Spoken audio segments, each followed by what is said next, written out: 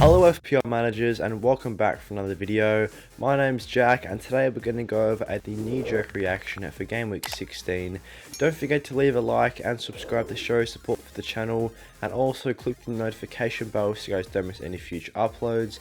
As always, look out for FPL Social, which is a live in-person FPL event coming up in Melbourne in February of next year. We're going to be there, so for tickets and information, click the link in the description. And with that being said, let's jump into the video. So in today's video, we're going to look over the most transferred in and transferred up players so far this game week and give you guys a recommendation as to whether or not you should go with the crowd and bring these players into your teams or release them from your squads. So first of all, starting off with the most transferred in players, Haaland is the most popular player to join the squads.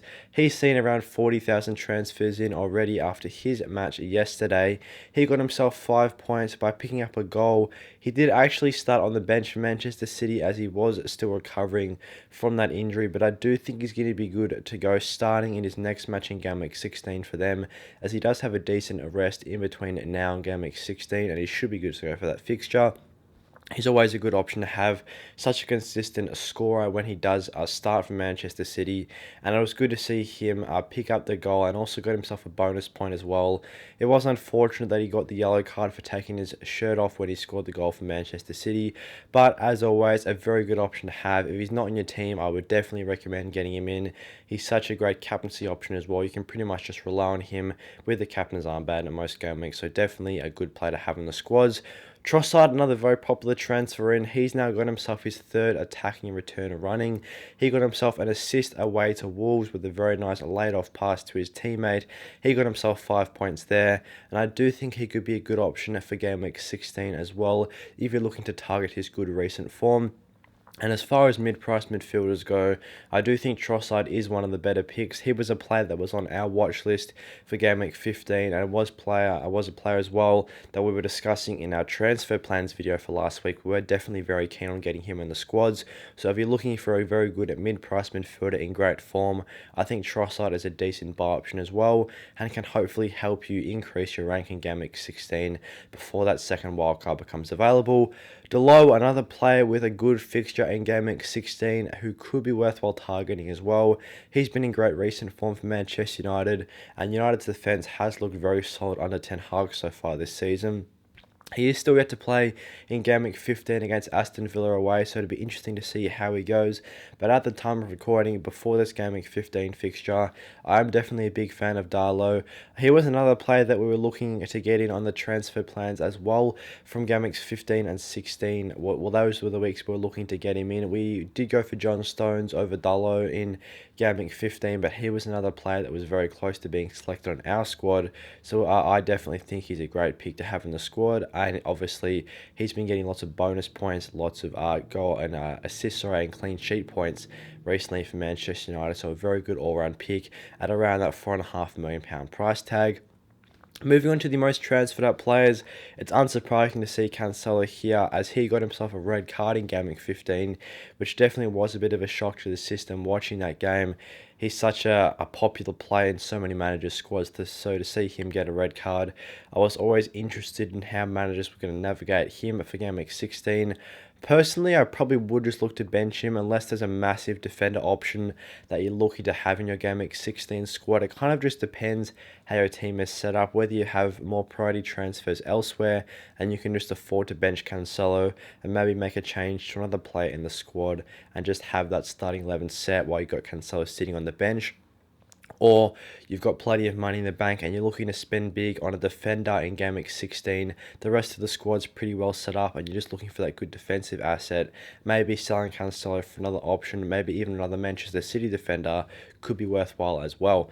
Phil Foden, another popular transfer out. He got benched once again in Game Week 15. We did sell him ahead of Game Week 15 because he played in the Champions League midweek, and I do think he's a decent option to get rid of. I can see the frustration amongst managers, but looking at the Game Week 16 fixture, he's got good time to recover. Obviously, there's no Champions League from now until Game Week 16, so I do think he should be actually should be good to go to start for Manchester City. I think either Grealish or whoever's going to be playing on the right wing spot will be preferred less than Foden. I think Foden should start over those other wingers for Game Week 16, especially Grealish, who has been playing a lot of minutes recently, especially in the Premier League for Manchester City. So maybe I'm not a massive fan of getting rid of Phil Foden ahead of Game Week 16, as I do think it's a decent chance to start, and City do have a good fixture of Brentford at home, so it's a very good chance for him to get himself a goal. I can see why managers are preferring to get rid of him, just because of the frustrating form that he's been in. He's blanked in the last 3 matches now for Manchester City, and he's been getting benched quite a bit in the Premier League, but I do think it's a decent shout to start in Game Week 16, so potentially one to look to hold on to. And then Mitrovic is another player that's a popular transfer out. He wasn't included in the squad for that Manchester City fixture, which was a bit surprising. He does have Manchester United at home next week, I believe, in Game Week 16. Definitely not the easiest fixture from an attacking standpoint, as United have defended pretty well so far this season. So another player that I'd probably be looking to get rid of, especially with a couple of other decent mid-price forwards in form right now, such as the likes of Callum Wilson. I really like him as a pick as well if you're looking for a Mitrovic replacement. Also, Solanke did score for Bournemouth, and he's got a good fixture in Game Week 16 as well, so maybe you're looking for a bit of a downgrade there, but overall I do think Mitrovic is a good sell option. So with these most popular transfers in mind, let's have a look at our Game Week 16 transfer watch list. These are 8 players here that we would recommend taking a look at and potentially transferring into the squad for Game Week 16 as a sort of 1 week punt before you do get that second wild card after the World Cup ends.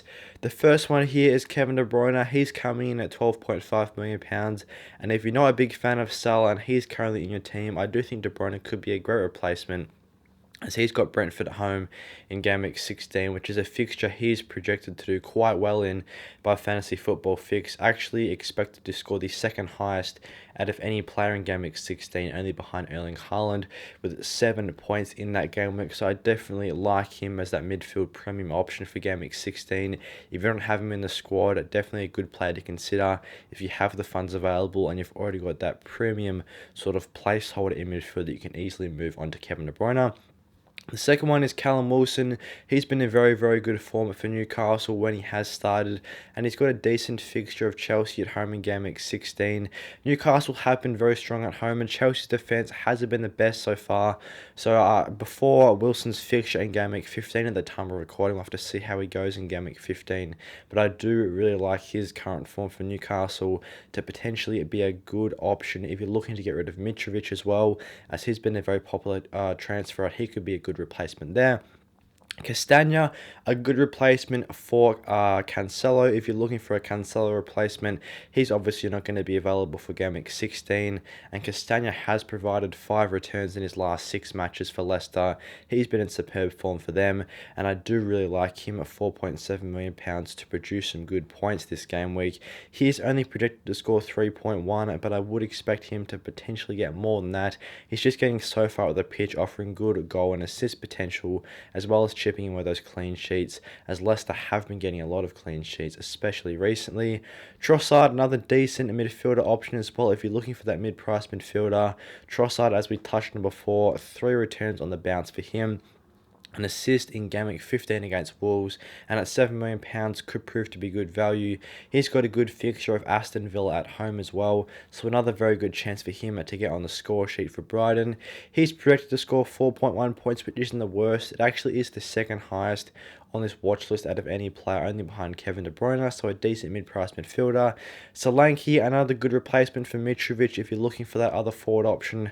He's got a very good fixture this game week, and I would expect him to score well. He is coming off that goal in Game Week 15 as well, so hopefully he can recreate this performance. And at £5.7 million, if you've got 2 free transfers, you can free up a little bit of cash from going from Mitrovic down to Solanke and maybe look to make an upgrade elsewhere.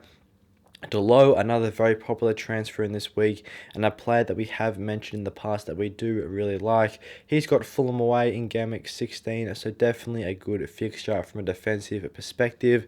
United's defence has been very strong recently, and Delo, he is chipping in with the occasional attacking return, and he's featuring on bonus points quite frequently as well. 3 bonus points in his most recent match. We'll have to see how he goes in Game Week 15 against Aston Villa, but a player that's also a decent replacement for Cancelo if you're looking to target that good at Game Week 16 fixture.